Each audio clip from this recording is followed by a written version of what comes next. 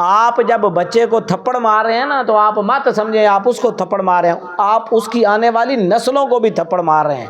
کل کو وہ بچہ جو کچھ آپ سے سیکھ رہا ہے کل وہ اپنے بچوں پر جا کے آزمائے گا،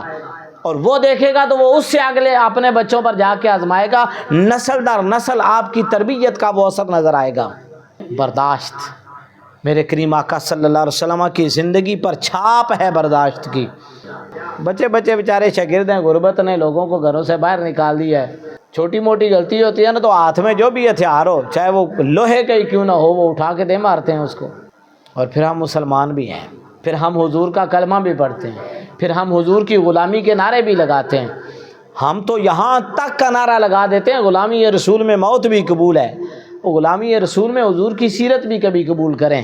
حضور کے انداز تربیت کو بھی کبھی قبول فرمائیں کہ آپ کی طبیعت کے اندر نرمی کتنی ہے، آپ کی طبیعت کے اندر حسن کتنا ہے۔